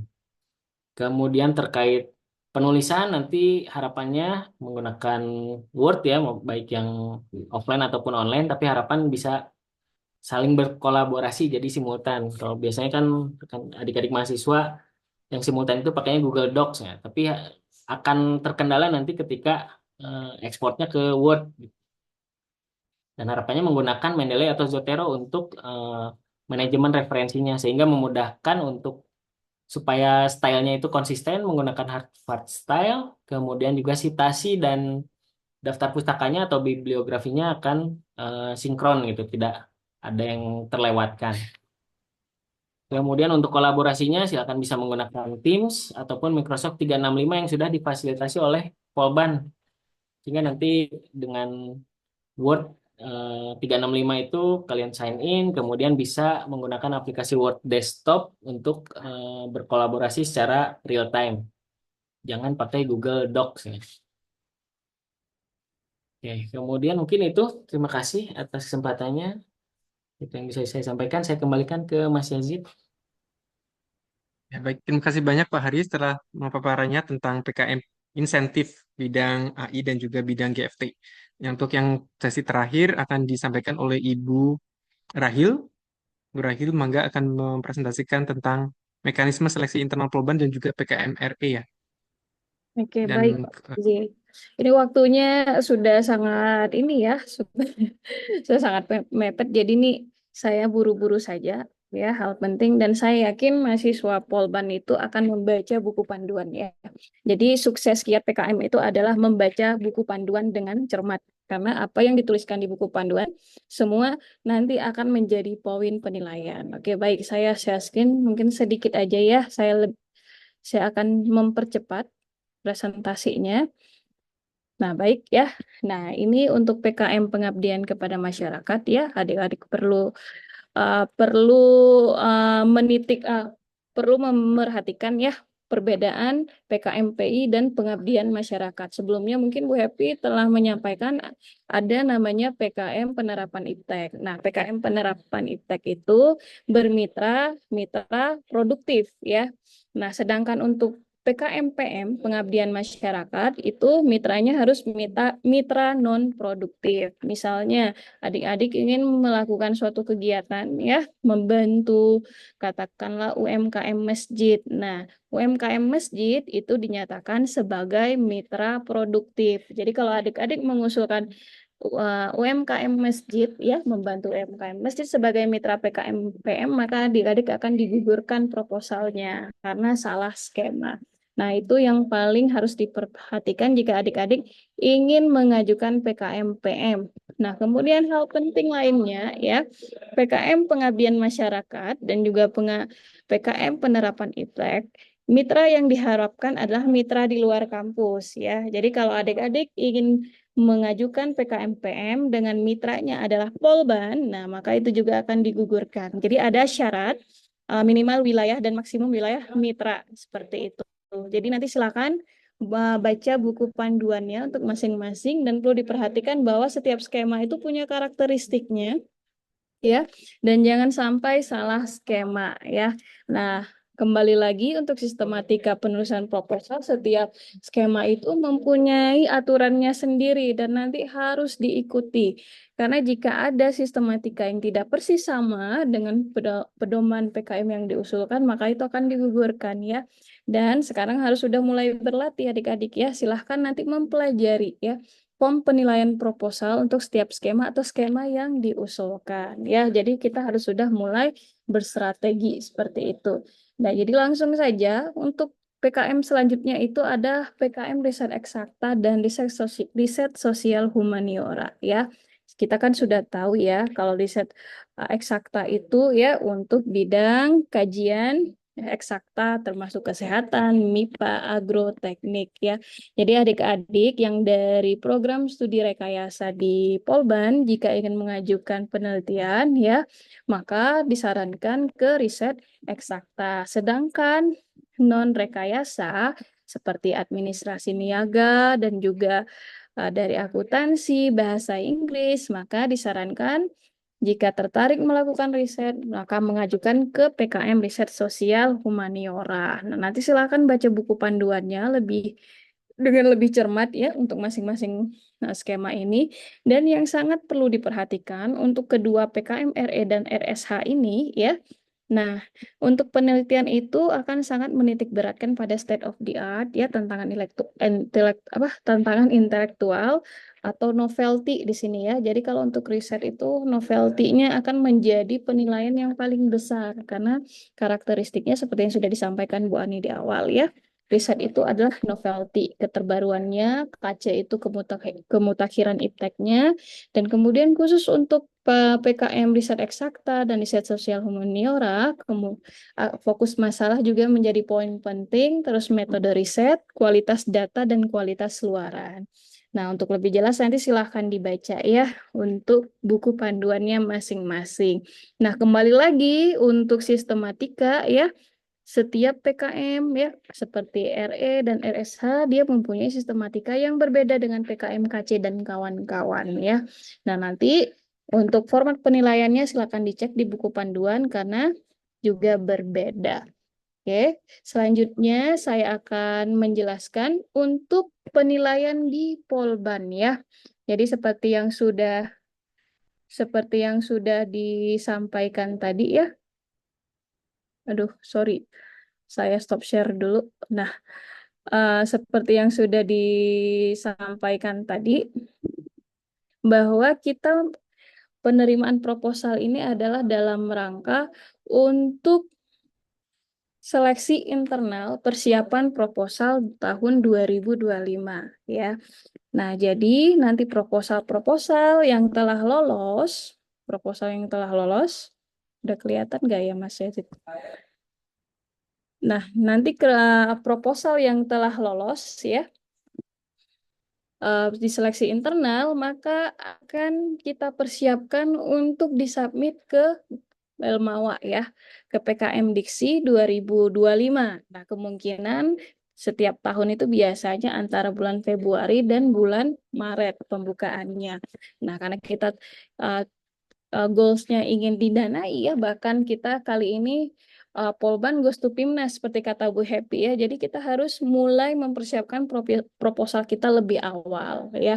Nah, seperti yang sudah diketahui ya adik-adik semua, kita itu punya 2 tahap penilaian di nasional ya. Itu ada tahap 1 yaitu tahap penilaian administrasi ya. Jadi akan dicek semua proposal adik-adik. Bagi proposal yang tidak taat aturan yang sudah ditetapkan di buku panduan, maka itu akan digugurkan. Kemudian yang kedua, bagi yang lolos tahap 1, maka akan dinilai konten, substansial, kreativitas, dan hal lain sesuai karakteristik dari PKM-nya.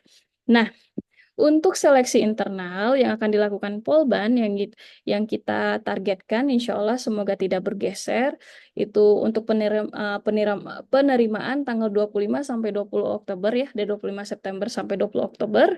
Kemudian setelah itu kita nanti akan melakukan penilaian ya, kita jadi punya reviewer di Polban, nah nanti akan menilai proposal adik-adik yang disubmit nanti ke aplikasi PKM Polban. Kemudian semoga tidak bergeser, tanggal 31 kita targetkan untuk pengumuman. Nah, setelah itu nanti kita akan menyusun insya Allah serangkaian kegiatan pembinaan dan nanti juga turut serta teman-teman dari Ormawa ya. Nanti kita usahakan. Nah, kemudian harapannya Januari-Februari proposal-proposal yang sudah lolos dan sudah dibina dan pastinya sudah intens ya, berdiskusi dan berkonsultasi dengan dosen pendampingnya itu siap untuk disubmit tahun 2025 seperti itu. Nah, kemudian untuk penilaian seleksi internal, nah adik-adik perlu catat ya, kita akan melakukan penilaian yang strict pada aspek tertentu. Yang pertama ya, nah, kita hanya akan meloloskan proposal yang sesuai dengan skema. Tadi mungkin sudah dijelaskan oleh Bapak Ibu sebelumnya dari Bu Ani, Bu Happy, tadi sampai Pak Haris ya. Nah, setiap adik-adik semua harus benar-benar memahami ya karakteristik dari skema PKM yang diusulkan. Jangan sampai salah kamar ya. Misal seperti tadi contohnya, ingin mengajukan PKM-PM, tetapi mitranya mitra profit. Nah, itu dianggap salah skema. Harusnya adik-adik mengusulkan ke PKM PI, ya seperti itu. Nah, kita harapannya semua proposal yang kita nilai nanti, ya, bulan Oktober ini, ya, itu tidak ada yang salah skema. Nah, kemudian kreativitas topik. Nah, di sini adik-adik, untuk kreativitas topik juga menjadi perhatian kami ya tim reviewer nanti di Polban. Jangan sampai kami menilai ya topik-topik yang sudah sangat banyak ya produknya sudah sudah tidak unik ya seperti itu. Kenapa? Karena kita berusaha untuk bisa lolos di nasional. Caranya gimana ya adik-adik? Usahakan apa yang adik-adik usulkan itu ada kebaharuannya gitu ya, ada uniknya, tidak sama dengan yang sudah ada. Kalaupun subjeknya sama, tapi ada hal lain, apakah metodenya yang berbeda ya. Jadi memang harus unik. Untuk lebih tepat, untuk lebih jelasnya nanti adik-adik silahkan ya baca buku panduan untuk skema yang ingin diusulkan. Nah, kemudian kita akan sangat ketat untuk penilaian tahap 1 ya. Jadi proposal-proposal adik-adik semua akan diperiksa sangat ketat oleh tim reviewer di Polban ya. Nah, pastinya untuk memahami kesesuaian administrasi pastinya sesuai buku panduan Diksi 2024 nanti perlu diperhatikan format dan sistematika proposal sesuai dengan buku panduan skema yang diusulkan, kemudian aturan penyusunan anggaran kita akan sangat ketat untuk ini, dan kemudian ketentuan anggota dan dosen pendamping. Nah, sebelumnya kan sudah disampaikan ya, setiap skema PKM itu punya karakteristiknya. Ada PKM yang mensyaratkan topik dan ketua pengusul itu keilmuannya harus linear dan ada yang tidak mensyaratkan demikian. Nah, jadi adik-adik harus benar-benar mencermati ya. Nah, nanti untuk link nanti kami akan memberikan ya form checklist proposal. Nanti adik-adik silahkan melakukan apa ya self check gitu ya. Nanti apakah proposal adik-adik itu sudah memenuhi administrasi. Nanti kami akan berikan linknya ya. Itu form checklist yang kami gunakan untuk proposal PKM 2024 kemarin. Nah, untuk format dan sistematika proposal nanti mohon diperhatikan ya, format dan sistematikanya harus sesuai dengan buku panduan ya, kami ulang lagi dan nanti untuk form checklistnya akan kami kirimkan.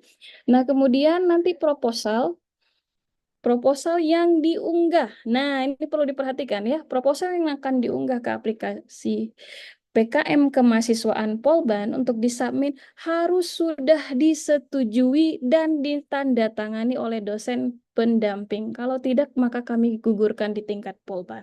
Kenapa? Karena tahun lalu itu ada dosen pendamping yang merasa tidak diminta persetujuannya, tapi namanya diusulkan. Nah, itu tidak sopan ya adik-adik ya. Jadi kami akan tegaskan bagi semua proposal yang tidak disetujui dosen pendamping, yang tidak dibuktikan dengan tanda tangan di proposalnya, pastinya tanda tangan basah, maka kami gugurkan. Nah, kemudian kelengkapan proposal diperhatikan sesuai dengan skema PKM yang diusulkan. Nah, untuk tanggal di proposal nanti adik-adik akan mencantumkan tanggal di biodata, maka gunakan tanggal sesuai dengan timeline penerimaan kita internal Polban, yaitu September sampai Oktober 2024 ya, seperti itu. Nah, kemudian untuk aturan penyusunan anggaran tadi sudah disampaikan, mohon sangat mematuhi sesuai dengan buku panduannya ya. Jadi nanti di buku panduan akan diatur apa saja yang boleh ya untuk diusulkan, apa saja yang tidak boleh. Nah, kemudian nanti harus melihat adik-adik harus mengikuti tabel 41 seperti yang dilampirkan di sini screenshotnya ini sesuai dengan buku panduan. Nah, di sini ada persentase ya, ada persentase sesuai dengan jenis pengeluaran dan itu juga harus diikuti oleh adik-adik ya. Nah, seperti itu. Nah, kemudian untuk ketentuan anggota dan dosen pendamping nanti perhatikan untuk setiap skema PKM-nya ya, karena ada skema PKM tertentu, misalnya riset eksakta dan juga KC. Nah, itu bidang keilmuan dosen pendamping itu harus linear dengan ketua pengusul dan topik yang diusulkan, seperti itu. Nah, kemudian yang kedua, untuk anggota tim, untuk saat ini diperbolehkan hanya 3 orang dulu ya, untuk pengusulan seleksi internal di Polban. Jadi nanti 3 orang, 1 ketua dan juga 2 anggota ya. Nah, itu nggak apa-apa. 3 orang ini maksudnya teman-teman adik-adik maupun seangkatan seprodi. Kenapa? Karena kita akan menyisakan 2 anggota. Nanti setelah proposalnya dinyatakan lolos, maka nanti kita akan mencari 2 anggota lagi ya. Nanti itu menjadi strategi kita untuk tahun 2025 seperti itu. Nah, nanti untuk proposalnya akan diunggah ke aplikasi PKM Kemahasiswaan Polban.ac.id. Cuman untuk saat ini masih di-maintain ya.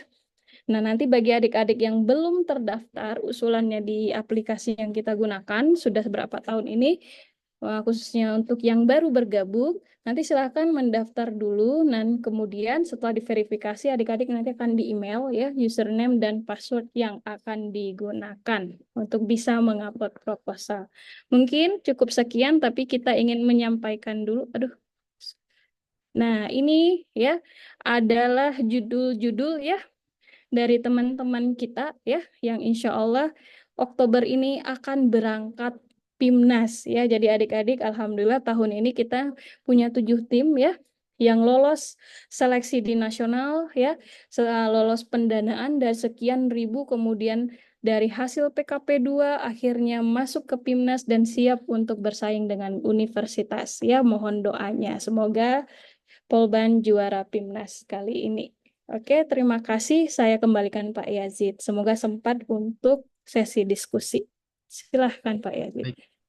Mohon pisan Bu Rahil atas pemaparannya dan mekanisme bagaimana mahasiswa melakukan PKM untuk seleksi internal dan insya Allah tim-tim yang terbaik yang sudah memenuhi persyaratan tadi dapat dikirimkan di PKM dalam tahun 2025. Untuk sesi terakhir berikut adalah untuk tanya jawab atau diskusi. Kepada adik-adik mahasiswa silakan menekan fitur raise hand seperti ini untuk Tunggu, bertanya ya. waktunya Atasi tiga terbatas penanya. sih. Oke, silakan adik-adik apakah ada pertanyaan? Silakan menekan fitur raise hand ataupun bisa melalui kolom chat ya. Sebutkan nama. Baik, ini ada satu Daphne. Silakan Daphne untuk langsung bertanya saja. Baik, izin berbicara. Terima kasih kepada Pak Yazid. Sebelumnya izin memperkenalkan diri, nama saya Davnila Natadia, saya dari jurusan Teknik Komputer dan Informatika. Izin bertanya, apakah proposal yang nanti misalnya sudah lolos di Polban dan akan diajukan ke PKM Diksi 2025 itu bisa melalui tahapan revisi terlebih dahulu atau harus sama dengan yang sudah lolos di Polban? Cukup, terima kasih. Langsung Baik, saja terima ya kasih. Pak Yazid, kita jawab ya Langsung sudah saja. ada. Nah, jadi adik-adik semua ya perlu diketahui seleksi kali ini itu dalam upaya mempersiapkan proposal yang lebih baik di 2025. Pastinya proposal yang disubmit nanti ke Simbel Mawa 2025 proposal versi sempurnanya yang sudah diperbaiki gitu ya. Nah, jadi makanya nanti seleksi di Polban kali ini sangat nanti akan sangat ketat di administrasi dan beberapa hal yang tadi saya sampaikan. Nah, secara substansi nanti kita akan memperbaiki itu bersama dosen pendamping. Jadi pastinya versi revisi. Yang seperti itu. Sudah jelas ya Daphne tadi pertanyaannya. Hanya proposal yang sudah melalui proses review dan juga biasanya kualitas proposalnya semakin jauh lebih baik ya. Apakah ada penanya lagi untuk penanya kedua?